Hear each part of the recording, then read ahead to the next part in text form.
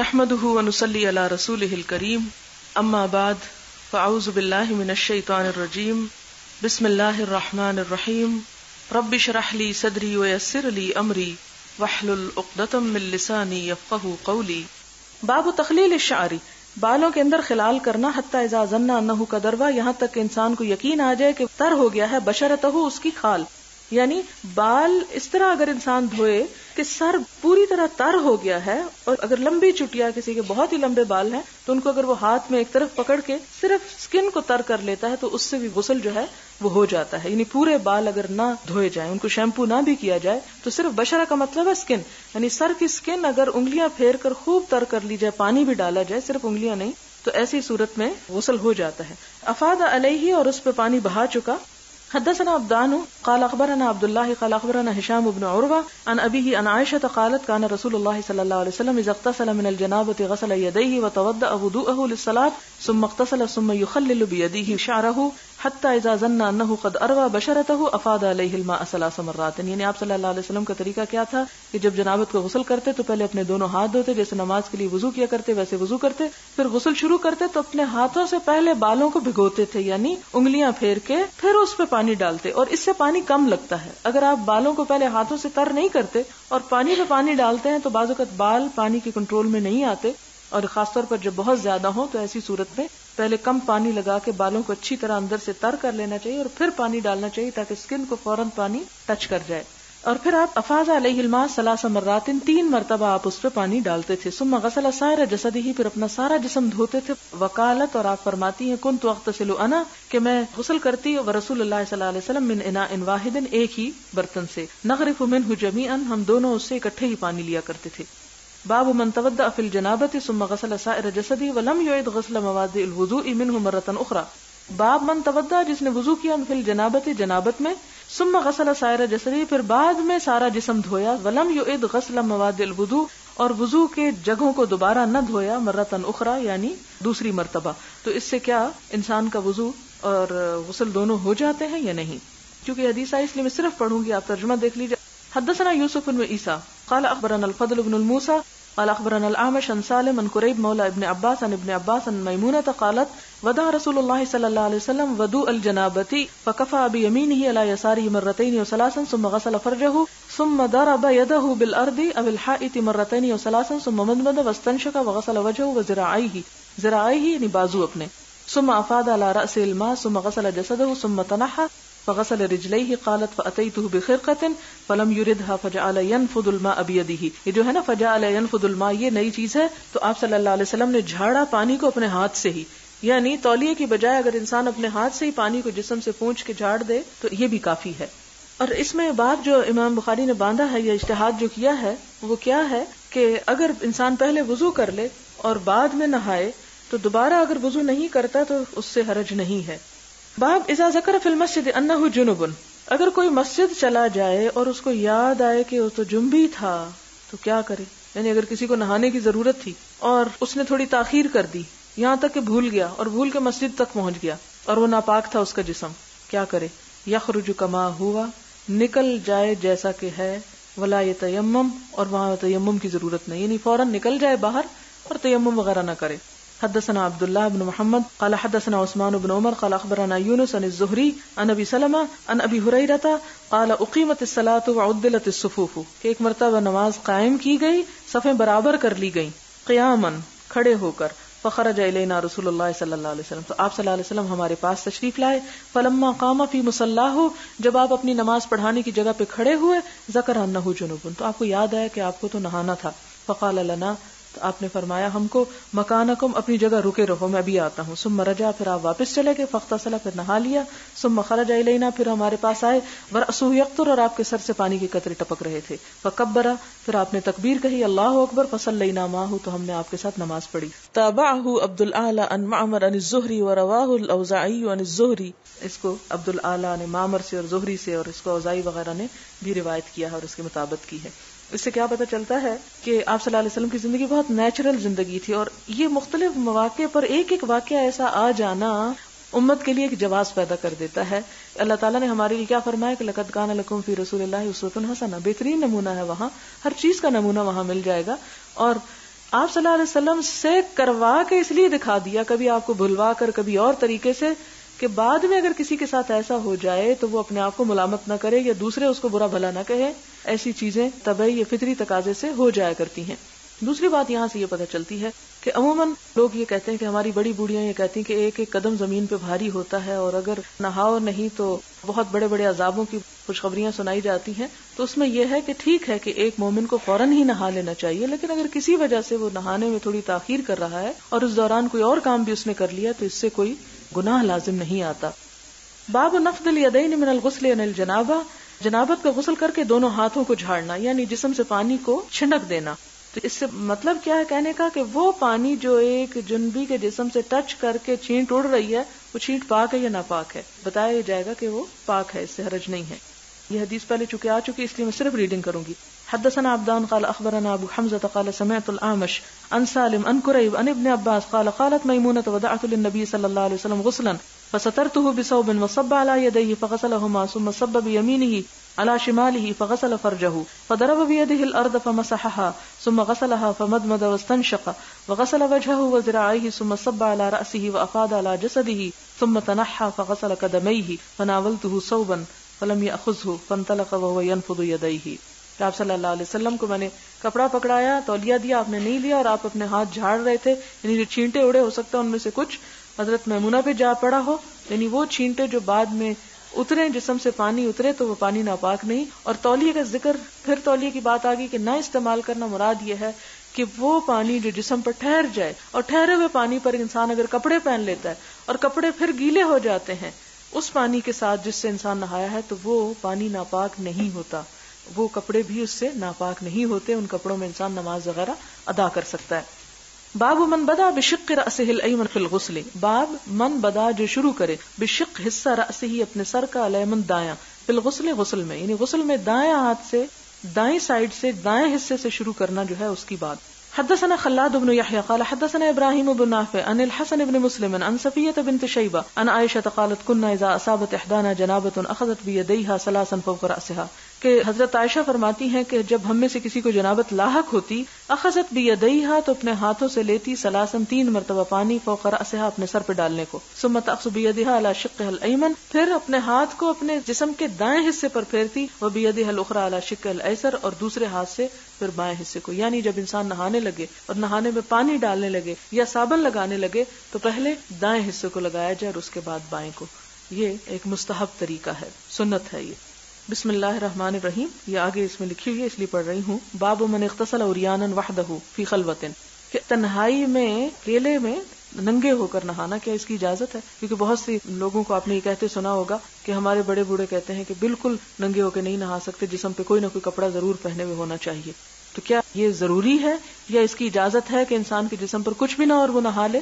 ومن تستر، اور جس نے ستر کیا یعنی کچھ پہن کے نہایا، فالتستر افضل، تو تستر جو ہے یعنی چھپانا اپنے آپ کو وہ زیادہ بہتر ہے. وقال بعض عن نبی عن جدہ عن نبی صلی اللہ علیہ وسلم، کہ نبی صلی اللہ علیہ وسلم نے فرمایا اللہ احق ان یستحیا منہ، اللہ تعالیٰ اس بات کا زیادہ حقدار ہے کہ اس سے حیا کیا جائے، من الناس، لوگوں سے.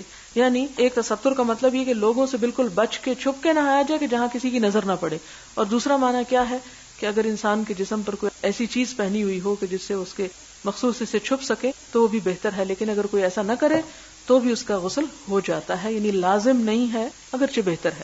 حدثنا اسحاق بن نصر قال حدثنا عبد الرزاق عن معمر عن حمام بن منبه عن ابي هريره عن النبي صلى الله عليه وسلم قال كانت بنو اسرائيل، تھے بنی اسرائیل، یغتسلون عراتا، ننگے نہایا کرتے تھے، ينظر بعضهم الى بعض، ان میں سے بعض کو دیکھتا تھا، یعنی ایک حمام میں جیسے گھس جاتے تھے اور سب ایک دوسرے کے سامنے ننگے نہاتے تھے. وکان موسیٰ یغتسل وحدہ، لیکن موسیٰ علیہ السلام اکیلے نہایا کرتے تو سب کے سامنے نہیں نہاتے تھے. فقالوا، تو بنی اسرائیل کہتے ہیں، واللہ، قسم اللہ کی، ما یمنع موسیٰ ان یغتسل معنا، نہیں روکتا موسیٰ علیہ السلام کو کہ نہائے ساتھ ہمارے، الا مگر یہ کہ انہ آدر، وہ بڑے خصیوں والا ہے، یعنی اس کے جسم میں نقص ہے اس لیے ہم سے چھپاتا ہے. فذهب مرۃ، تو ایک مرتبہ موسیٰ علیہ السلام گئے، یغتسل، غسل کرنے کے لیے، فوضع ثوبہ، تو انہوں نے رکھے کپڑے اپنے، علی حجر، ایک پتھر پر، ففر الحجر بثوبہ، تو پتھر لے اڑا ان کے کپڑے، پتھر ہی کپڑے چرا کے چلا گیا. یہ ایک معجزہ ہے ان کا.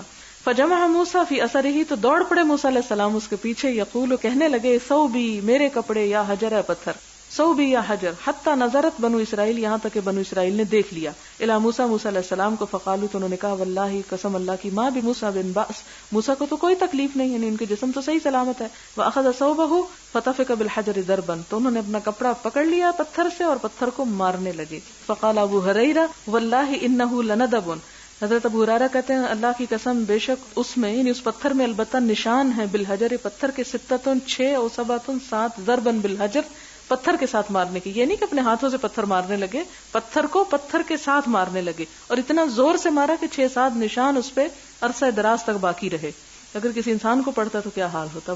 حضرت موسیٰ کے ہاتھ لگتا بہت بھاری تھے، اس لیے کہ وہ ایک شخص کو صرف گھونسا ہی لگایا تھا کہ وہ مر گیا، اور پتھر پہ مارا تو پتھر پہ نشان چھوڑ دیے، بڑے قوت والے تھے. فرعون سے جو مقابلہ تھا. وعن ابی ہریرہ عن النبی صلی اللہ علیہ وسلم قال، حضرت ابو ہریرہ کہتے ہیں کہ نبی صلی اللہ علیہ وسلم نے فرمایا، بین ایوب یغتسل، کہ اس دوران کہ حضرت ایوب ایک دفعہ غسل فرما رہے تھے، عریانن ننگے، فخر علیہ جرادن، تو گر پڑے آپ پر ٹڈیاں، من ذهب، سونے کی، فجعل ایوب یحتسی فی ثوبہ، تو شروع ہو گئے ایوب علیہ السلام ان کو اکٹھا کرنا اپنے کپڑے میں.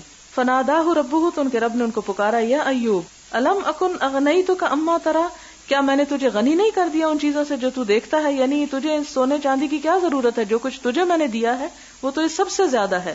قال بلا و عزتک، کہتے ہیں ہاں اے رب تیری عزت کی قسم، ولکن لا غنا بی ان برکتک، کہ تیری برکتوں سے میں کبھی بھی بے نیاز نہیں ہو سکتا. یعنی تو جو بھی مجھے دے، جیسے حضرت موسیٰ علیہ السلام نے ایک اور موقع پہ فرمایا تھا، رب انی لما انزلت الی من خیر فقیر، کہ جو بھی بھلائی تو مجھے دے میں اس کا محتاج ہوں. تو گویا جو نعمت اللہ تعالیٰ کی طرف سے انسان کے پاس بغیر کسی کوشش کے اور بغیر کسی لالچ کے آئے تو وہ اللہ تعالیٰ کی طرف سے ایک رحمت اور برکت ہے، اور اس کے بارے میں کیا ہے کہ میں تیری رحمت یا تیری اس سے بے نیاز نہیں ہو سکتا. کتنا خوبصورت جواب ہے حضرت ایوب علیہ السلام کا. ورواه ابراہیم عن موسیٰ ابن عقبہ عن صفوان عن عطاء ابن یسار عن ابی ہریرہ عن النبی صلی اللہ علیہ وسلم قال بین ایوب یغتسل عریانا، یعنی یہ حدیث اس لیے یہاں پر لائے کہ حضرت ایوب علیہ السلام بھی بغیر لباس کے نہا رہے تھے، یعنی بغیر کسی کپڑے کے جسم پر پہنے ہوئے انسان نہا سکتا ہے. باب التستر فی الغسل عند الناس، لوگوں کے سامنے اگر نہائے تو کپڑا پہن کے یا ستر کے ساتھ نہائے. عند الناس یعنی لوگوں کے پاس. حدثنا عبداللہ ابن مسلمہ ان مالک ان ابن نضر مولا عمر ابن عبید اللہ ان ابا مرۃ مولا ام ہانئ اخبرہ انہ سمع ام ہانئ بنت ابی طالب تقول ذهبت الى رسول اللہ صلی اللہ علیہ وسلم عام الفتح، کہ میں رسول اللہ صلی اللہ علیہ وسلم کے پاس گئی فتح کے سال، فوجدتہ یغتسل، میں نے دیکھا کہ آپ نہا رہے ہیں، وفاطمہ تسترہ، اور فاطمہ رضی اللہ تعالی عنہا کپڑے کی آڑ کیے ہوئے ہیں، اوٹ کیے ہوئے ہیں، یعنی چھپا رہی ہیں آپ کو. اس کا مطلب یہ ہے کہ اگر کوئی اور نہ ہو گھر میں یا کوئی اور نہ ہو اس موقع پر تو کوئی بھی انسان، جیسے آپ دیکھیں کہ ایک کپڑے چینج کر رہا تھا تو دوسرا کپڑا پکڑ کے دوسری طرف منہ کر کے کھڑا ہو جائے تو اس میں حرج کوئی نہیں ہے. تو اسی طرح یہ کہ اس جگہ پر اور شاید کوئی مدد کرنے والا نہیں تھا تو آپ صلی اللہ علیہ وسلم نے حضرت فاطمہ سے کپڑا پکڑوا کے ایک اوٹ کر کے، اور اس کا یہ مطلب نہیں کہ وہ بالکل ساتھ ہی کھڑی ہوں گی، ایسی جگہ پہ کھڑی ہوں گی کہ جہاں سے وہ ان کو چھپا دے. فقال من هذه، تو انہوں نے کہا کہ یہ کون ہے؟ فقلت انا ام ہانی، تو میں نے کہا کہ میں ام ہانی ہوں. یعنی ام ہانی جو حضرت ابو طالب کی بیٹی تھی وہ اس وقت گھر آئیں اور حضور صلی اللہ علیہ وسلم غسل فرما رہے تھے، تو آپ کو پتا چلا کہ جیسے کوئی گھر میں آیا ہے. تو اب یہ بھی فکر ہوا کہ ہے کون. ویسے تو منع ہے نا کہ جب انسان کپڑے اتارے ہوئے تو باتیں وغیرہ نہ کرے، لیکن اگر ایسی بات ہو کہ مثلاً باہر کوئی شور ہنگامہ ہو رہا ہے اور آپ کے بچے ہیں اور آپ اندر نہا رہے ہیں اور نہانے میں عموماً دیر بھی لگ جاتی ہے، تو ایسی صورت میں انسان اندر کھڑا ہو کے پریشان ہو تو خواہ وہ نہا ہی رہا ہو، اس سے کیا جواز نکلتا ہے کہ ضروری بات جو ہے وہ پوچھ سکتا ہے. بعض اوقات بہت ایمرجنسی ہوتی ہے تو ایسی صورت میں اگر کوئی باتھ روم کے اندر کسی سے بات کر لیتا ہے تو اس میں حرج نہیں ہے. حدثنا عبدان قال اخبرنا عبد الله قال اخبرنا سفيان عن الاعمش عن سالم ابن ابي الجعد عن قريب عن ابن عباس عن میمونہ قال سترت النبي صلی اللہ علیہ وسلم وهو يغتسل من الجنابہ. حضرت میمونہ کہتی کہ میں نے حضور صلی اللہ علیہ وسلم کو چھپایا جبکہ وہ نہا رہے تھے، وہ یغتسل من الجنابہ، اور وہ جنابت سے نہا رہے تھے. فغسل یدیہ، اپنے دونوں ہاتھ دھوئے، ثم صب بیمینہ علی شمالہ، پھر اپنے دائیں ہاتھ سے بائیں پہ پانی ڈالا. فغسل فرجہ وما اصابہ، ثم مسح بیدہ علی الحائط والارض، ثم توضأ وضوءہ للصلاة غیر رجلیہ، ثم افاض الماء علی جسدہ، ثم تنحى فغسل قدمیہ. تابع ابو عوانہ وابن فضیل فی الستر. یہ حدیث گزر چکی ہے. باب اذا احتلمت المرأة، باب جب عورت کو احتلام ہو جائے، یعنی احتلام جیسے کہ پہلے میں نے بتایا کہ حلم سے، اور حلم خواب کو کہتے ہیں، یعنی خواب میں جمع کرنا. حدثنا عبداللہ ابن یوسف قال اخبرنا مالک عن ہشام ابن عروہ عن ابیہ عن زینب بنت ابی سلمہ عن ام سلمہ ام المؤمنین انها قالت جاءت ام سلیم امرأة ابی طلحہ الى رسول اللہ صلی اللہ علیہ وسلم فقالت یا رسول اللہ ان اللہ لا يستحیی من الحق هل على المرأة من غسل اذا هي احتلمت؟ فقال رسول اللہ صلی اللہ علیہ وسلم نعم اذا رأت الماء، کہ اگر پانی دیکھے تو اس صورت میں نہائے ورنہ نہیں. یہ حدیث گزر چکی اس لیے ترجمہ نہیں کر رہی. باب عرق الجنبی، جنبی کا پسینہ کیا پاک ہے؟ وان المسلم لا ينجس، اور مسلمان کبھی بھی ناپاک نہیں ہوتا. یہ حدیث ان تمام توہمات کی تردید کرتی ہے کہ جس میں یہ کہا جاتا ہے کہ اگر پیریڈز میں کپڑے پہن لیے جائیں تو وہ بھی دھو لیں، اور بیڈ شیٹس بھی دھو لیں، اور رضائیاں بھی دھو لیں، اور شاید کارپیٹس بھی دھو دیں. باب عرق الجنب وان المسلم لا ينجس. حدثنا علي بن عبد الله قال حدثنا يحيى قال حدثنا حميد قال حدثنا بكر عن ابي رافع عن ابي هريره ان النبي صلى الله عليه وسلم لقيه في بعض طريق المدينه، کہ حضور صلی اللہ علیہ وسلم کو حضرت ابو ہریرہ ملے مدینہ کے کسی راستے پر، یعنی گھر سے باہر تھے، کہیں جا رہے تھے راستے میں. وہ جنوبن، حالانکہ وہ جنبی تھے. اس سے کیا پتہ چلتا ہے کہ بوقت ضرورت جنابت کی حالت میں گھر سے بھی نکلا جا سکتا ہے. فانخنست منہ، کہتے ہیں کہ میں ان سے چھپ کے ایک طرف کھسک گیا، یعنی پیچھے رہ کے لوٹ گیا. فذهب، پھر گیا. فاغتسل، پھر غسل کیا. ثم جاء، پھر آ گیا. فقال اين كنت يا ابو هريرة، ابو ہریرہ تم کہاں گئے تھے، کہاں تھے تم؟ قال كنت جنبا، ابو ہریرہ کہتے ہیں کہ میں جنابت میں تھا. فکرہت ان اجالسک، تو مجھے ناپسند ہوا کہ میں آپ کے پاس بیٹھوں. وانا على غیر طہارت، اور میں ناپاک ہوں. فقال سبحان اللہ ان المؤمن لا ينجس، سبحان اللہ، مومن کبھی ناپاک نہیں ہوتا. اس سے کیا پتہ چلتا ہے کہ جنابت کی حالت میں اگر انسان کسی دوسرے سے کوئی بات چیت کرتا ہے یا ملاقات کرتا ہے، یا بعض اوقات ایسے حالات ہوتے ہیں کہ انسان فوری طور پر نہیں نہا سکتا، تو اس صورت میں وہ گلٹی کانشیس نہ ہو، یا یہ نہ سمجھے کہ وہ ایک جرم کا مرتکب ہے. ظاہر ہے کہ نماز سے پہلے تو ہر صورت میں نہانا ہی ہے، لیکن آپ دیکھیں کہ پیریڈ جو ہیں یہ بھی تو جنابت ہی کی ایک حالت ہے. اگر اس میں انسان گھر سے نکل سکتا ہے، آگے پیچھے آ جا سکتا ہے، لیکن اس کا یہ مطلب نہیں کہ انسان نہانے میں بلا وجہ کی سستی کرے اور اس کو ایک معمول بنا لے. لیکن یہاں یہ جواز کا صرف پہلو نکلتا ہے کہ ایسا کرنا جائز ہے. اب ایک چیز ہوتی ہے جواز کے لیے کوئی ایک آدھ خاص موقع پہ ایک بات کا ہونا، اور ایک یہ کہ انسان سستی کے مارے ایک ایسی عادت کو اختیار کر لے. اگلی حدیث اسی سے متعلق ہے، اس لیے میں اس کو بیان کیے جاتی ہوں. باب الجنب یخرج ویمشی فی السوق، جنبی جب گھر سے نکل جائے اور بازار وغیرہ میں گھومے پھرے وغیرہ ہی. وقال عطاء یحتجم الجنب، کہ جنبی جو ہے وہ حجامت کرا سکتا ہے، اور حجامت سے مراد یہاں بال نہیں کٹوانا بلکہ پشنے لگوانا ہے. ویقلم اصفارہ، اور اپنے ناخن تراش سکتا ہے. ویحلق رأسہ، اپنا سر منڈوا سکتا ہے. وان لم یتوضأ، اس نے وضو نہ بھی کیا ہو. حدثنا عبد الاعلى بن حماد قال حدثنا يزيد بن زريع قال حدثنا سعيد عن قتادة ان انس بن مالك حدثهم ان نبي الله صلى الله عليه وسلم كان يطوف على النساء في الليلة الواحدة وله يومئذ 9 نسوة. یہ پیچھے حدیث گزر چکی ہے، وہاں 11 نسوہ کی بات ہے، یہاں 9 بیویوں کی بات ہے. تو اس میں حدیث اس لیے لائی گئی کہ ظاہر ہے کہ ایک بیوی کا گھر جو تھا وہ دوسری سے مختلف تھا، تو مطلب یہ کہ گھر سے نکلے یعنی جنابت کی حالت میں. حدثنا عياش قال حدثنا عبد الاعلى قال حدثنا حميد عن بكر عن ابي رافع عن ابي هريره قال لقيني رسول الله صلى الله عليه وسلم وانا جنب فاخذ بيدي، میں جنبی تھا، آپ صلی اللہ علیہ وسلم نے میرا ہاتھ پکڑ لیا. فمشيت معه، تو میں آپ کے ساتھ چل پڑا. حتى قعد، یہاں تک کہ آپ بیٹھ گئے. فانسللت، تو میں کھسک گیا. فاتيت الرحل فاغتسلت، تو میں رحل یعنی جس جگہ پہ قیام کیا جائے یعنی اپنے گھر آیا. فاغتسلت ثم جئت وهو قاعد، میں نہا کے فوراً واپس گیا کہ ابھی آپ وہیں پر بیٹھے تھے جہاں میں ان کو چھوڑ کے آیا تھا. فقال اين كنت يا ابا هريره فقلت له فقال سبحان الله يا ابا هريره ان المؤمن لا ينجس. باب كينونة الجنب في البيت اذا تودأ قبل ان يغتسل. باب کینونہ، رہنا، الجنبی جنبی انسان کا، فی البیت گھر میں، اذا تودأ جبکہ وہ وضو کر چکا ہو، قبل ان یغتسل اس سے پہلے کہ غسل کرے. پچھلی حدیث میں آپ دیکھ چکے ہیں کہ حضرت ابو ہریرہ رضی اللہ تعالی عنہ کو ہم نے جنابت کی حالت میں گھر سے باہر پایا، اور اس حدیث سے کیا پتہ چلتا ہے کہ اگر کوئی شخص جنابت کی حالت میں ہے اور اپنے گھر کا کام کاج کر رہا ہے تو اس کا کیا حکم ہے، کیا اس کو اس بات کی اجازت ہے. کیونکہ ایک اور ضعیف حدیث میں یہ آتا ہے کہ جس گھر میں کتا ہو یا مورت ہو یا جنبی ہو تو وہاں فرشتے نہیں جاتے، اور عام طور پر بھی لوگوں میں یہ بات مشہور ہے کہ جب تک انسان جنابت کی حالت میں ہوتا ہے فرشتے اس کے پاس نہیں آتے. تو اس آنے والی حدیث سے اس بات کا دراصل رد کیا گیا ہے. حدثنا ابو نعیم قال حدثنا هشام وشیبان عن یحیی عن ابی سلمۃ قال سألت عائشة اکان النبی صلی اللہ علیہ وسلم یرقد. ابو سلمہ کہتے ہیں کہ میں نے حضرت عائشہ رضی اللہ تعالی عنہا سے پوچھا، اکان النبی صلی اللہ علیہ وسلم یرقد، کہ کیا نبی صلی اللہ علیہ وسلم سو جایا کرتے تھے، وہو جنب، اور وہ جنابت کی حالت میں ہوتے. قالت، تو وہ کہنے لگی نعم ہاں، وہ یتودع اور وہ وضو کر لیتے تھے.